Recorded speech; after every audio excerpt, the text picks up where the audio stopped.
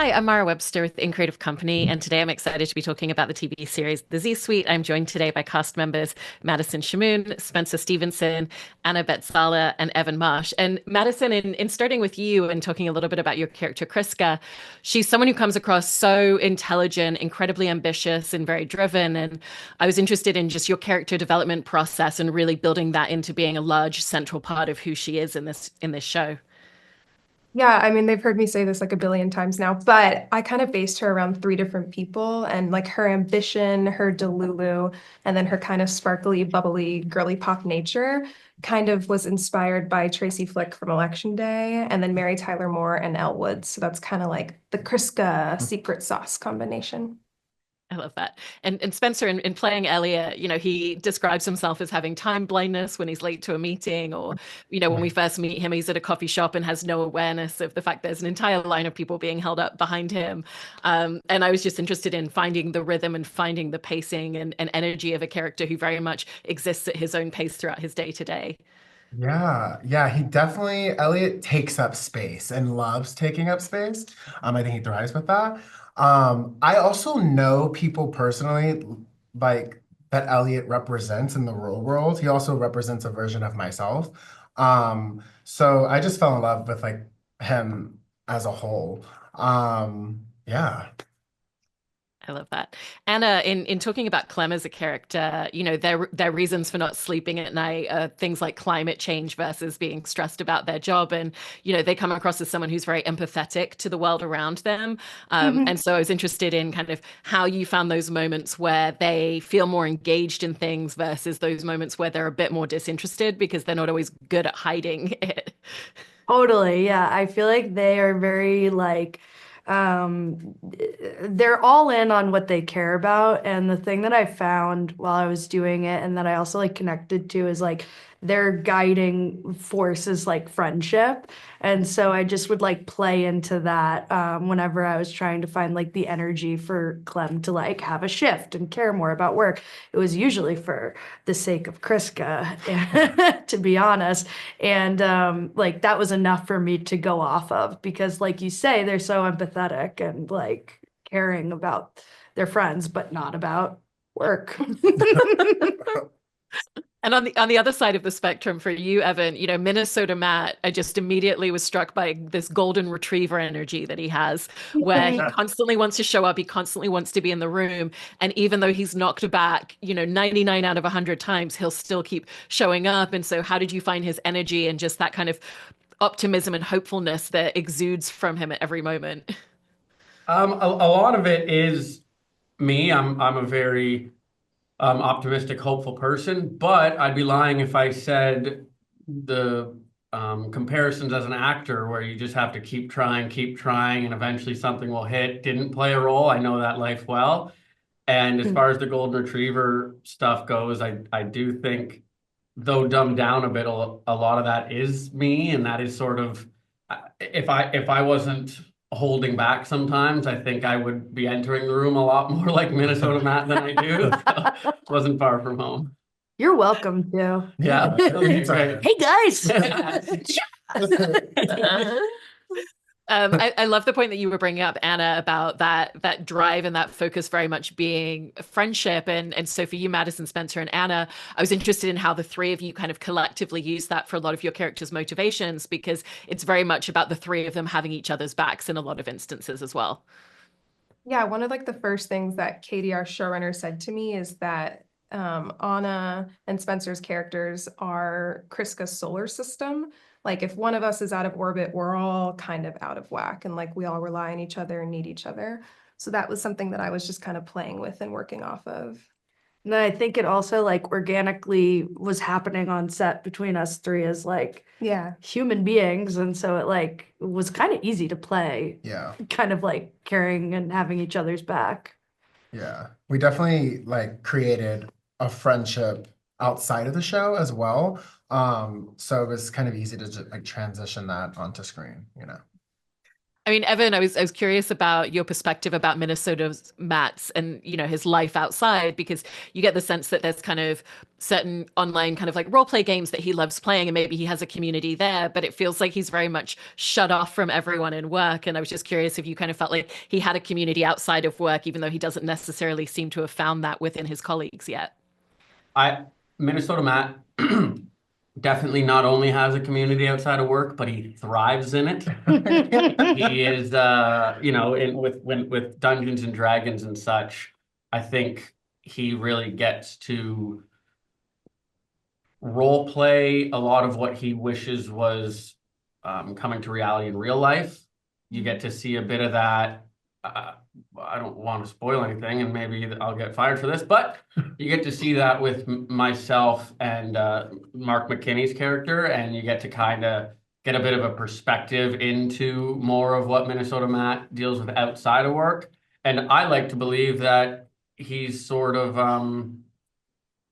trying to bring his real life work closer to his experiences and his LARPing and Dungeons and Dragons life. Mm-hmm. And Madison with Kriska, she's looking for more responsibility at work and suddenly gets promoted into being the CEO of the entire company. And, we see her on that first day where she's trying to figure out, what am I going to wear? And she's practicing introducing herself to everyone in the office with her voice. So it's also finding her voice quite literally. What was that space in going into those scenes and really figuring out who does she want to project herself to be when she's suddenly been thrust into this position and it's the next morning and she has to show up at the office? A great question. I think, ironically enough, she wanted to be Monica growing up.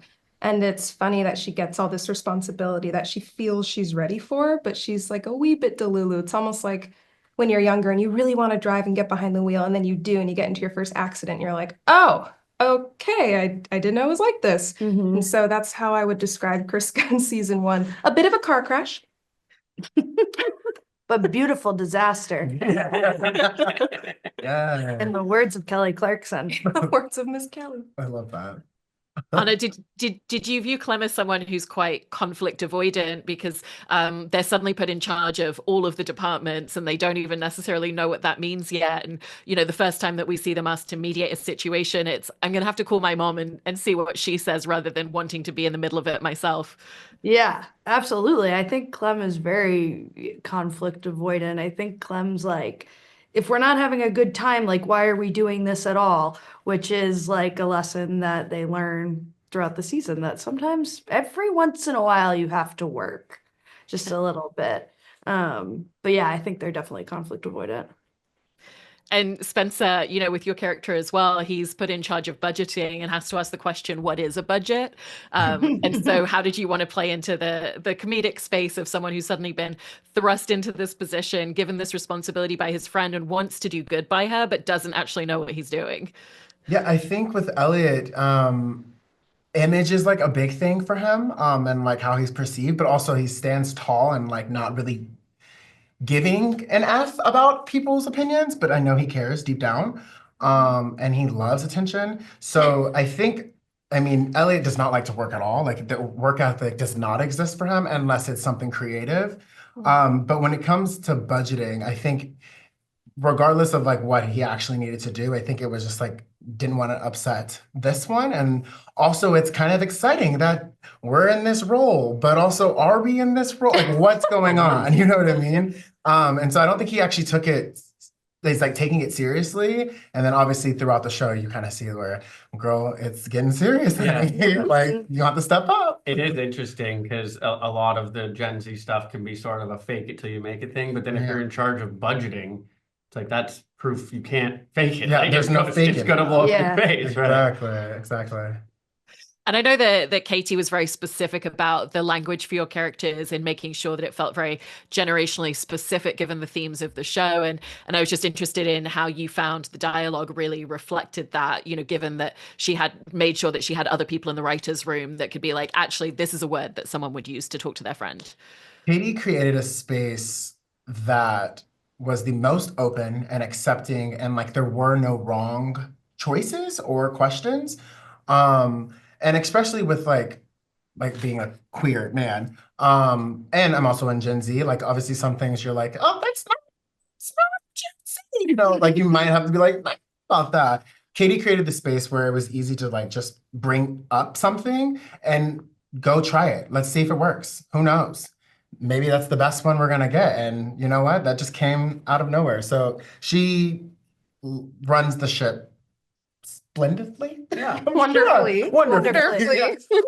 Great captain of our ship, that Katie O'Brien. Yeah, and another thing she said to us, like when we were doing the rehearsals, was like, it's all about pacing, like quick, quick, quick. Like she wanted to capture that Gen Z quickness. Yeah. Also like something that comes with like familiarity and like friends. And so these like three friends that are also Gen Z. So trying to get that pacing as like fast as she wanted, I think helped it feel more Gen Z. Yeah. Was that your experience as well, Evan? Yeah, is Gen Z like a fast? They just talk on top of each other and they speak like really quickly. And before the thoughts even finish, they're on Yeah, something just else, to be honest. bippity-bopping around. Sure, it's the ADD thing.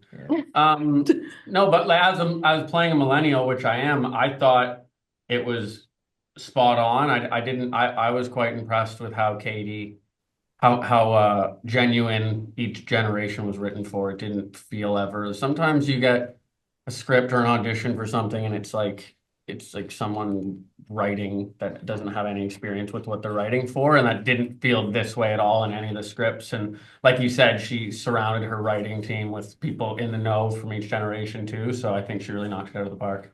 Yeah. Madison, I also wanted to just ask you about some of the physical confidence that suddenly comes into play with Kriska when she's been given this promotion before she's had time to think about what it really means. You know, we see her suddenly walking a little bit taller, kind of like holding herself a little bit differently because she's not sitting in a meeting waiting for someone to call on her. She knows that she's walking into work this first day and she's going to be the person, you know, presenting herself to everyone. Yeah, that's so interesting you say that. I would almost think the opposite. I think she's a little delulu. So from like episode 1, the first scene you see her, she's all done out with her fit, very colorful, like they're large and in charge. And I think honestly, her journey might be a bit of the opposite. You'll have to stay tuned to find out. But I do think she starts out very sure of herself. Was it very much kind of seeing her feel very sure of herself and then gradually, you know, very quickly realize, actually, I'm in way over my head? As anyone might feel that way when they're given like a huge responsibility in a new role like this, where they're large and in charge. Yeah, in over her head in a way, but I can't give too much away. I'll get in trouble. I'm just a girl. Evan, I also wanted to ask you about just finding the kind of like corporate persona of Minnesota Matt, because it feels like he's someone who very much understands the workplace and kind of comes to work being like, this is how I need to present myself to the people around me. This is the language that, I need to jump into every meeting and be like, hey guys, are we all having a great day? And just finding that side of him.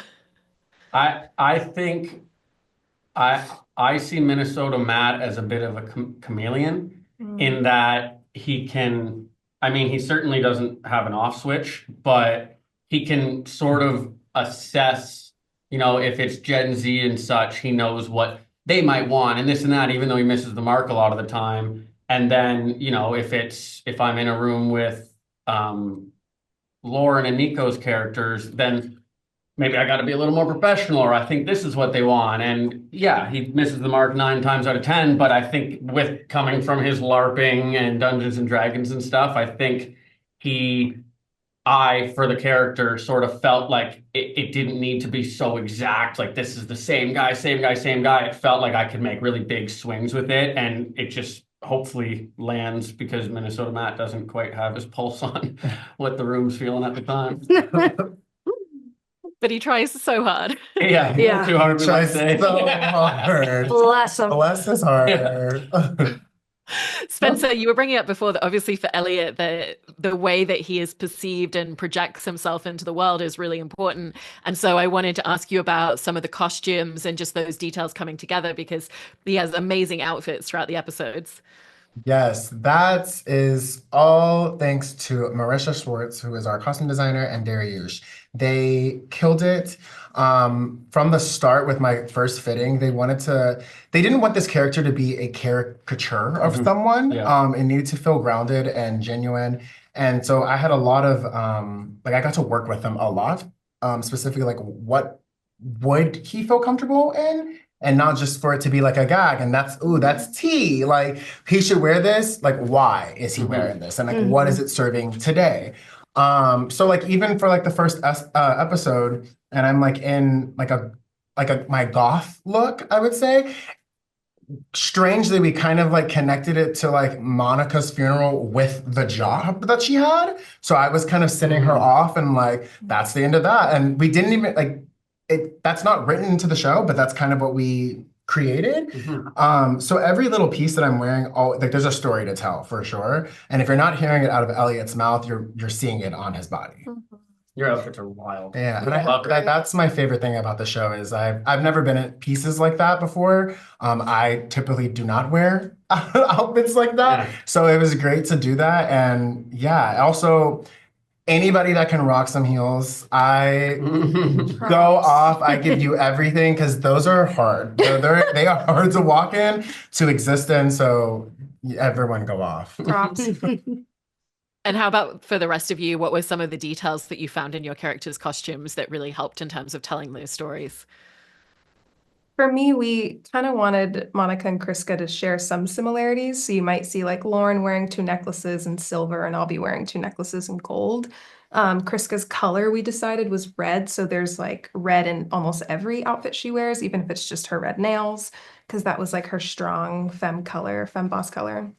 But yeah, very thoughtful. Marissa and Dariush just like really, really nailed it and were collaborative with us. I feel like if I was like, I don't know if this is Kriska, they'd be like, great, throw it out. Or they would bring in pieces and then like surprise me. And I thought like, oh, that would never look good on my body, but it worked for Kriska as well. And I enjoyed wearing it. So they were the best. Yeah, they were really the best. They were also really good at being like, hey, are you like comfortable in this like as a human? Like, and if there was any like hesitancy, it was like, then we're not doing it. Like, which is a really like empowering feeling in a fitting room. Clem, when we were putting together Clem's outfits, they said that there was 2 rules. Clem never has any shoelaces. And Clem never wears anything that you couldn't take off in a couple seconds. So Clem is like, I'm like always wearing the biggest pant and like these big t-shirts, and I'm like, heck yeah, like let's go. That's great. No complaints from me. Yeah. I think of the whole cast, I probably had the least wildness to my outfits. You don't think the outfits were exciting, Evan? They were like crazy. purposely Very vanilla. corporate, very like corporate. Yeah. But again, I think that goes back to Minnesota Matt sort of playing the role that he thinks he should, fit in and be all done up and everything. And then as Gen Z takes over, he kind of loosens up a bit with the wardrobe and the tie. ensemble. That's the chameleon element. Yeah. Maybe he feels like he needs to. That's full circle, Anna. Thank you. You're welcome. Thank you. He probably has a wildly different wardrobe for some of the things that he does in his spare time. Yeah, his LARPing costume. Like recognize Minnesota Matt outside of the office. No, like I feel like he's a not. completely different person. Potentially, we see him episode running. 7, you might see a pretty different Minnesota Matt. I don't know. Mum's the word. To be determined. Yeah. I feel like, Spencer, you raised such a great point about making creative choices without them feeling like a caricature. And particularly when it comes to the comedy in this show, I feel like you've all kind of really successfully found that line of how do we heighten things? How do we kind of lean into some of the absurdities? But how do we still also make sure that it feels very connected to who these characters are and very real to their world and the advertising world that they're working in? And so how did you all work with Katie O'Brien, your showrunner, to really figure out the balance and what those lines and parameters would look like? Katie let us play, and same with the directors. So in the editing room, I'm sure they were able to find it a bit more than we're completely aware of what the final sort of choices are. So we got to play with levels, but I agree. I think Katie and the creatives, they helped steer us in a direction that was grounded. So in that groundedness, we could be big with it and it would still land. So I'm happy for that. Like I mentioned it earlier, but one of my favorite shows is New Girl, and they can be super big on that show, but it always feels real and in reality. And that's one thing I think our show successfully did was we get pretty extreme at some points, and it still doesn't feel like we're not in reality. Yeah, because like these are real people. Like these people do exist in somewhere in the world. And I know someone like Elliot. I mean, Elliot represents myself as well. So he's an extension of myself. So you kind of have to connect it, kind of take it out of the show and like these are real lives. That's how I kind of looked at it. And it's all of it is a joke. Like it's funny. It's supposed to be funny. But they're not jokes. You know what I mean? Yeah. Like these people aren't a joke, but they know how to say a joke. I think it's all Yeah. like genuine for Yeah. them. Like even if it's funny or it's like Delulu or it feels like it's getting away from us in like a big sense, it's still genuine to them. So like we're not laughing at the joke. You guys are laughing at us. Hopefully maybe with us too. Hopefully. But we're not. Our characters aren't laughing. They're really going through these things. Yeah, totally. And Madison, you brought up such a great point about, these similarities and these parallels between Kriska and between Monica. They both have that drive. They both have that ambition. They're both incredibly smart women in the workplace. And so what are some of the spaces where you wanted there to be these similarities and these connective threads, like you were talking about with the costumes, and some of the spaces where you felt like Kriska needed to kind of be really separate and be very much her own identity as well? That's a really good question. Some of that I can't answer just because I don't want to spoil anything, but the wardrobe and working with Marissa for sure, like the little things here and there that I hope fans of the show will see, little Easter eggs. But also outside of that, there's a lot of stuff that I did mirror with Lauren. Like I would watch some of her scenes and how she like spoke to Doug, and I might take some of that and apply it to how Kriska spoke to Clem and Elliot. So just little things like that. And then later on in the show, in the latter half of it, you will see a lot more. And Anna, there's a moment where Clem, speaks up in a meeting in one of the first couple of episodes, and it's pointed out that's the most I think we've ever heard you speak in this setting. Clem's immediately like, yeah, when we're doing it again, that was exhausting. But I was interested in kind of like how the amount of dialogue or the amount of lines that Clem would ever speak told you how engaged they ever were in something or how disengaged. Yeah, definitely. And I think like as it goes on and Kriska becomes the CEO, like Clem just keeps talking. Like the most Clem doesn't speak is like right up to the moment of saying I don't speak. And Clem just talks like a normal amount. Yep. But if there was a scene where Clem wasn't talking, I would think, yeah, this is a good moment to realize that Clem wouldn't be talking. Because it wouldn't be there. Can confirm. But yeah, I don't know. Spencer, we also get to see a little bit of a connective thread between Elliot and between Nico Santos's character, Doug, at one point as well. And, initially Spencer is there to procure some information and do a favor, but you can tell that there is still a bit of a connectivity and kind of kinship between the two of them. And so just wanted to ask you a little bit about that relationship. I think, me and Nico's relationship, Spencer and Nico's relationship, is spectacular. That is my sister. I look up to him as an artist, and he's just been the most kind. I think like right when I booked the role or like around our first table read, he just like reached out and just made me feel comfortable in like the choices that I was making, which he didn't even have to do, but I think he just wanted to do that. In the show, I think Elliot is like, he won't admit it, but is kind of like intrigued by this old gay. Like, what is that world? Like, it's like some type of alien, but we have that mutual, like, we're both queer type vibe, And throughout the show, you'll see our relationship kind of, form into something. No spoilers though. So let me stop talking. But yes, I love the dynamic that baby gay and old gay have, for sure. Yeah. Well, I really enjoyed the dynamic of all of your characters and look forward to seeing the rest of the episodes and all of the LARPing that's going to come into play. So congratulations on the show and thank you so much. Thank you so much. Thank Really you. love it. Thank you. Thank you. Appreciate it.